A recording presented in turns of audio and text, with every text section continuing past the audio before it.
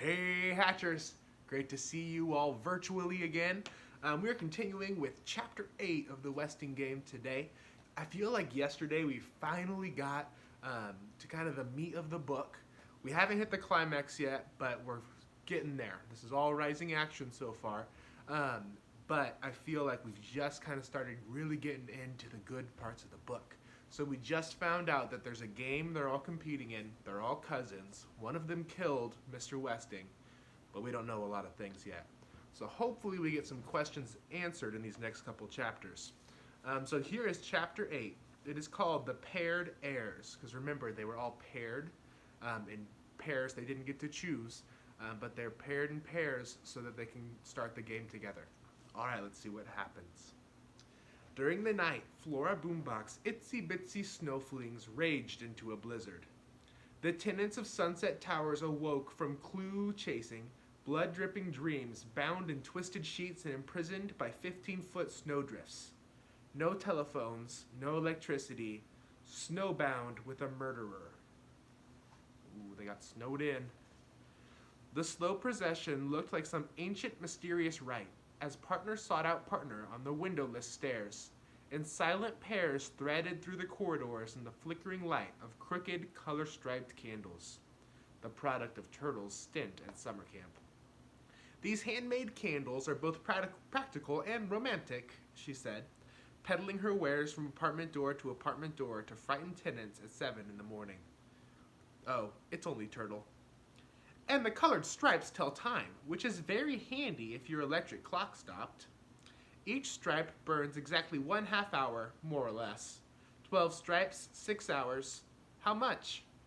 Not wishing to take advantage of this emergency, I've reduced the price to only $5 each. Outrageous. Even more so when the electricity came on 2 hours after her last sale. Sorry, no refunds, Turtle said. No matter. What was $5 to heirs of an estate worth $200 million? Clues. They had to work on those clues. Behind closed doors, whisper. Someone may be listening. Not all the heirs were huddled in, plotting, puzzle-solving pairs. Jake Wexler had retreated to his office after a long and loud argument with his wife. He sure could have used half of that $10,000, but he wouldn't admit it. Not to her. The forfeited money upset her more than the murder of her uncle, if he was her uncle. 5 floors above, Jake's partner stood before the restaurant's front window, staring at the froth on the angry lake and beyond. No one had bothered to tell Madam Who about the Westing game. Other players were snowbound elsewhere. Denton Deer in the hospital, Sandy at home. No one gave a thought to where Otis Amber or Crow might be. But Seidel Pulaski was there, thumping her crutch against the baseboards as she limped through the carpeted halls on the arm of her pretty partner. Not one, but 7 tenants had invited her to morning coffee or afternoon tea. Murderer or not, they had to see Pulaski's copy of that will. Remember, she was the only one taking notes during the will reading, so they want those notes. 3 lumps, please. Angela drinks it black. Your health? Thank the Lord I'm still able to hobble about. Your job? I was private secretary to the president of Schultz Sausages. Poor Mr. Schultz. I don't know how he'll manage without me. Your shorthand notes? Thank you for the refreshments. I must hurry back for my medication. Come, Angela. One heir had not invited them in, but that didn't stop Seidel Pulaski from barging into apartment 2D. Hi, Chris. Just thought we'd pop in to see how you're doing. Don't be scared, I'm not the murderer. Angela's not the murderer, and we don't think you were the murderer. Mind if I sit down? The secretary toppled into a chair next to the invalid before he could reply. Here, I stole a macaroon for you. It's so sticky you'll be tasting it all day. I must have 6 strands of coconut up between my upper molars. Chris took the cookie. Just look at that smile. It could break your heart. Angela wished her partner had not said that. It seemed so insensitive, so crude. But at least Seidel was talking to him, which was more than she was able to do. Angela, the fortunate one, standing like a dummy. I know Denton wants to work on the clues with you. He's snowbound, too. You ver pretty. How did pretty come out? He meant to say nice. Chris bent his curly head over the geography book in his lap. She wasn't laughing at him. It was all right to ask her because she was going to marry his partner. What are ergens? Angela did not understand. Chris fanned the pages of the book to a picture of a wheat field. Grains. Oh, grains. You want to know the names of some grains. Let's see. There's wheat, rye, corn, barley, oats. O's. Angela thought the boy was going into a fit, but he was only repeating her last word. Oats. Seidel was puffing her warm breath on the window and wiping a frosted area clean with her sleeve. There. Now you'll be able to watch the birds again. Anything else we can do for you, young man? Chris nodded. Read me shorthand and nose. The pretty lady and the funny lady moved quickly out the door. One limped, but it was a pretended limp. He could tell. Not like the limper on the Westinghouse lawn. Oats. Chris closed his eyes to picture the clues. His clues were, remember it was 4 pieces of paper towel, each with a word written on it. His 4 words were 4, plain, grain, and shed. Grain equals oats, equals Otis Amber. 4 plus D from shed equals Ford. But neither the delivery boy nor the judge limped. And he still hadn't figured out she or plain. He'd have to wait for Denton Deer. Denton Deer was smart. He was a doctor. Chris raised his binoculars to the cliff. Wind-blown drifts blustered from the house. Something moved on the second floor. A hand holding back the edge of a drape. Slowly, the heavy drape fell back against the window. The Westinghouse was snowbound too, and somebody was snowbound in it. Only one of the pairs thought the clues told how the $10,000 check was to be spent. Take stock in America, the will said. Go for broke, the will said. In the stock market? Turtle said. And whoever makes the most money wins it all? The whole $200 million? Their clues were, remember 4 words, C, mountain, am, O. Stood for symbols of 3 corporations listed on the stock exchange. SEAMT, the abbreviation for mountain, AMO. But AM and O are separate clues, Flora Broombach said, to confuse us. But what about the murderer? I thought we were supposed to find the name of the murderer. To put us on the track. If the police suspected murder, she'd be in jail by now. Her fingerprints were over everything in the Westinghouse, including the corpse. You don't really think one of us could have killed a living, breathing human being in cold blood, do you, Mrs. Boombach? Do ya? Turtle said. Turtle did. But the dressmaker was a cream puff. Don't you look at me like that, Turtle Wexler. You know very well I could never think such a thing. I must have misunderstood. Oh my, I just wish Miss Pulaski had shown us her copy of the will. Turtle returned to her calculations, multiplying numbers of shares times price, adding a broker's commission, trying to total the sums to the $10,000 they had to spend. Flora Boombach may have been wrong about the murderer, but she was not convinced of Turtle's plan. What about buy Westing paper products? I'm sure that was in the will. Great, Turtle exclaimed. We'll do just that. We'll add WPP to the list of stocks we're going to buy. Flora Boombach had watched enough television commercials to know that buy Westing paper products meant that as soon as she could get to the market, she'd buy all the Westing products on the shelf. Still, it felt good having a child around again. She'd play along gladly. You know, Turtle, you may be right about putting our money in the stock market. I remember the will said, "May God thy gold refine." That must be from the Bible.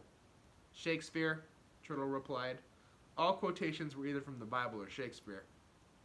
Mr. Who moved aside a full ashtray with a show of distaste in rearranging the clues. Purple fruited makes more sense. Grace Wexler looked across the restaurant to the lone figure at the window. Are you sure your wife doesn't understand English? I mean, after living here so long? That's my second wife. She came over from Hong Kong 2 years ago. She does look young, but it's so hard to tell the ages, Grace said. Why was he glaring at her like that? Your wife is quite lovely, you know. Who bit off half a chocolate bar? He had enough problems with the empty restaurant, a lazy son, and his nagging ulcer. Now he has to put up with this person. Grace lit another cigarette and rearranged the clues to read. Purple waves. You heard that doorman say purple waves. It must mean something. And that ghastly secretary was wearing a dress with purple waves last night, not to mention her crutch. You should not speak unkindly of those less unfortunate than you, Hu said. You're quite right, Grace replied. I thought the poor thing handled her infirmity with great courage. Traveling mimosa, my future son-in-law says. He's a doctor, you know. Anyhow, Pulaski couldn't possibly be the murderer, not the way she gimps around. Besides, how could my Uncle Sam know she'd wear purple waves to his funeral? Hu waved the cigarette smoke from his face. The murderer had to have a motive. How about this? A niece murders her rich uncle to inherit his money. Good sport that she was, Grace tossed back her head and uttered an amused ha ha ha. Not that I care, Hu said. That cheating moneybag's got what he deserved. What's the matter? Look. Grace pointed to the clues. Her 4 clues were fruited, purple, waves, sea. 4C. The murderer lives in apartment 4C. I live in 4C, Hu barked. If Sam Westing wanted to say 4C, he would have written number 4, letter C. S-E-A means sea, like what a turtle swims in. Come now, Mr. Hu, we are both being silly. Have you spoken to your son about his clues? Some son. If you can catch him, you can ask him. Hu stuffed the rest of the candy bar in his mouth. And some business I've got here. Everybody orders up, nobody orders down. That coffee shop is sending me to the poorhouse. You and your Angela and that Pulaski woman, they didn't show us the will. They didn't give us their clues. They didn't pay for 3 cups of jasmine tea and 6 almond cookies. And you smoke too much. And you eat too much. Grace threw her coin purse on the table and stormed out of the restaurant. Change, that's all he'll get from her. He'd have to beg on his knees before she'd sign Grace Winslow Wexler on the $10,000 check. That madman. Some pair they made. Gracie Windclopper Wexler, heir pretender, pretentious heir. First, the money. They signed their names to the check. Half would go into Doug Hu's savings account, half would go to Theo's parents. Next, the clues. Their clues are his, in, on, to the 4. Maybe they're numbers. 1, 2, 3, 4, Theo guessed. I still say on is no, the bored track star said. He clasped his hands behind his head, leaned back in the coffee shop booth, and stretched his long legs under the opposite bench. And no one is what we got. And no is what we got. No real clues, no leads, no will. After 3 cups of coffee, 2 pastries, and a bowl of rice pudding with cream, Sayo Pulaski had offered nothing in return. Theo refused to give up. Are you sure you didn't see anything unusual at the Westing house that night? I didn't kill Westing, if that's what you mean. And the only unusual thing I saw was Turtle Wexler. I think the pest is madly in love with me. How's that for luck? Get serious, Doug. One of the heirs is a murderer. We could all get killed. Just because somebody zapped the old man doesn't mean he's going to kill again. Dad says, Doug paused. His father's comment about awarding a medal to the murderer might be incriminating. Theo tried another track. I was playing chess with somebody in the game room last night. Who? That's what's strange. I don't know who. We'll have to find out which of one of the heirs plays chess. Since when is chess playing evidence for murder? Well, it's something to go on, Theo replied. And another thing. The will said no 2 sets of clues are alike. Maybe all the clues put together make one message. A message that points to their murderer. Somehow or some way or another, we'll have to get the heirs to pull the clues. Oh, sure. The killer can't wait to hand over the clues that will hang him. Doug rose. Snowbound or not, he had to stay in shape for the track meet. For the rest of the day, he jogged through the hallways and up and down stairs, scaring the nervous tenants half out of their wits. Judge J.J. Ford had no doubt that the clues she shared with the doorman were meant for her.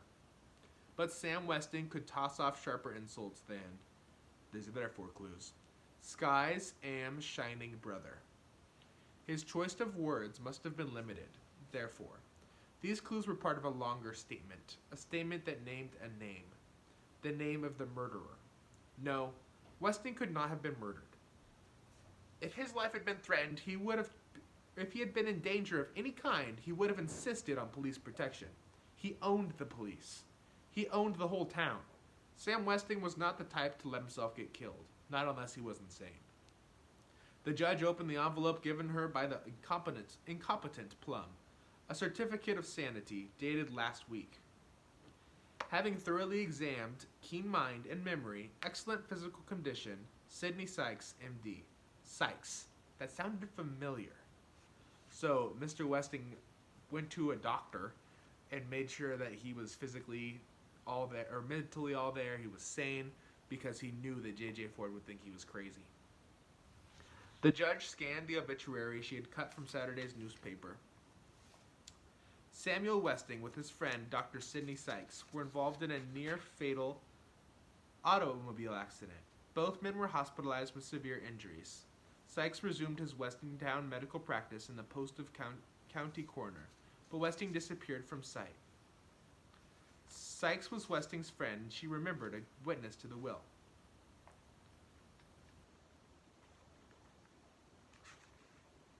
A witness to the will. But Westing disappeared from sight. Sorry guys, Sykes was Westing's friend, and she remembered a witness to the will, but he was also a physician in good standing. She would accept his opinion on Westing's sanity for the time being at least.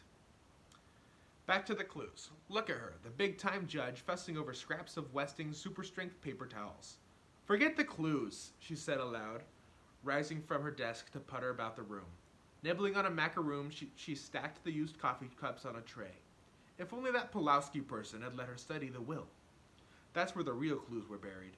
Among the veiled threats and pompous promises, the slogans and silliness in that hodgepodge of a will. In his will, Sam Westing implied, he did not state, he implied, that 1, he was murdered, 2, the murderer was one of the heirs, and 3, he knew the name of the murderer, lastly 4, the name of the murderer was the answer to the game. The game. A tricky, diverse Westing game. No matter how much fear or suspicion he instilled in the players, Sam Westing knew that greed would keep them playing the game, until the murderer was captured and punished. Sam Westing was not murdered, but one of his heirs was guilty of some offense against a restless man, and that heir was in danger. From his grave, Westing would stalk his enemy, and through his heirs he would wreak revenge. Which one? Which heir was the target of Westing's vindictiveness? In the name of justice, she would have to find Westing's victim before the others did. She would have to learn everything she could about one of the heirs. Who are they, and how did their lives touch Westing's? These 16 strangers were only connection with one another was Sunset Towers? Sunset Towers. She'd start from there. Good, the telephones are working again. The number she dialed was answered on the first ring. Hi there, this is a recording of yours truly, Barney Northrup. I'm at your service. Soon as I get back in my office, that is. Just seeing out your problem to old Barney here. When you hear the beep, beep. J.J. Ford hung up without singing out her problem to old Barney. He too could be involved in Westing's plot. Remember, this was the guy that sold them all the apartments. The newspaper. She would try the newspaper. Surely someone was snowbound there. After 8 rings, a live voice answered. We usually don't supply that kind of information over the phone, but since it's you, Judge Ford, I'll be happy to oblige. Just spell out the names and I'll call back if I find anything. Thank you. I'd appreciate that. It was a beginning. Sam Westing was dead, but maybe, just once, she could beat him at his own game. His last game. Having found what she wanted in Turtle's desk, Angela returned to her frilly bedroom where Seidel Pulowski, glasses low on her nose, was perched on a ruffled stool at the vanity table, smearing blue shadow on her eyelids. First, we tackle our own clues, the secretary said, frowning at the result in the threefold mirror. Unlucky from the day she was born, she now had a beautiful and well-loved partner. There was always the chance that they alone had been given the answer. She unsealed the envelope and held it out to Angela. Take one. Angela removed the first clue. Good. Now it was Seidel's turn. "Glory be!" she exclaimed, thinking she had the name of the murderer. Her thumb covered the letter D. The wood was hood. Angela's turn. So she thought it said who. Angela's turn. The third clue was from. Seidel's turn. The fourth clue was spacious. The fifth and last clue was, Angela uttered a low moan. Her hands shook as she passed the paper to her partner. The fifth and last clue was Grace. "Grace, that's your mother's name, isn't it?" Seidel said. "Well, don't worry. That clue doesn't mean your mother's the murderer. The will says it is not what you have, it is what you don't that counts." The secretary had not yet transcribed the shorthand, but she had read it through several times before hiding the notebook in a safe place. "By the way, are you really related to Mr. Westing?" Angela shrugged. Seidel assumed that meant no, and turned to the clues. Good, Grace, from, hood, spacious. The only thing I can figure from these clues is good, gracious, from hood space. As soon as the parking lot is shoveled out, we'll peek under the hoods of all the cars. A map or more clues may be hidden there. Maybe even the murder weapon. Now, let's hear about the other clues. Angela reported on the clues gathered in the game room, and during the day's comings and goings. King, Queen, Otis Amber said. King Otis and Queen Crow. Purple waves. Mother switched 2 clues around when Sandy mentioned those words. O or no?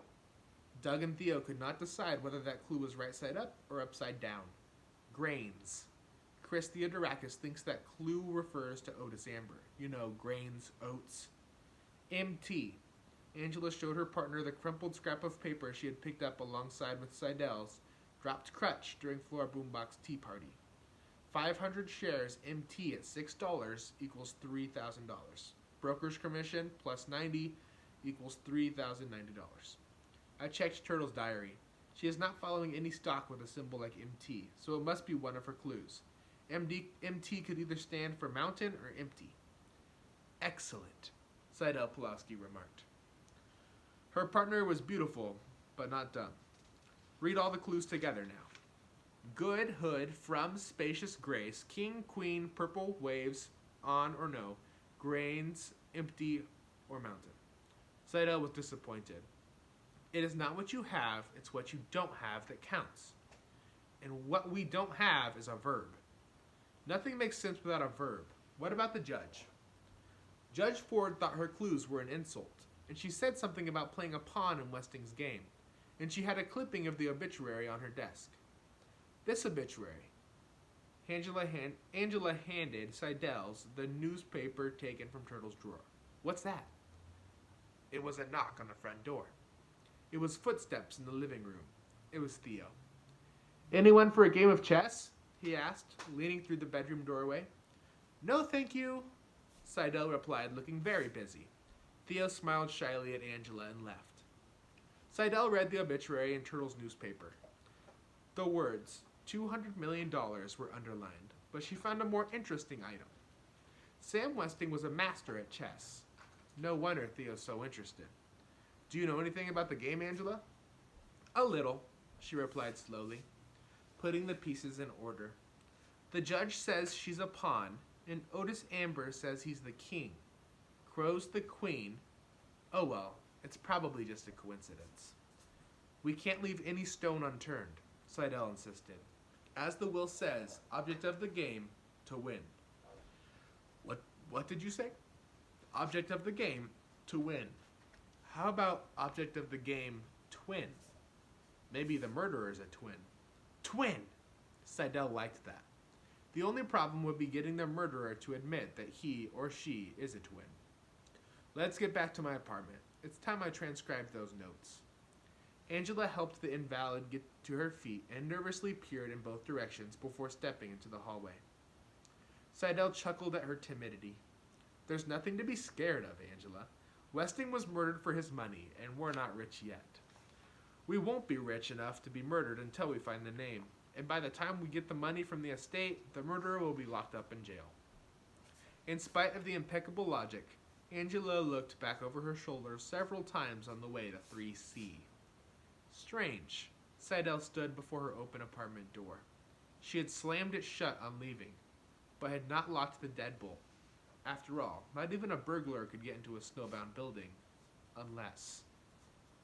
Angela, too frightened to notice that Seidel ran through the apartment with her crutch in the air, found her partner in the bathroom frantically tossing soiled towels from the hamper.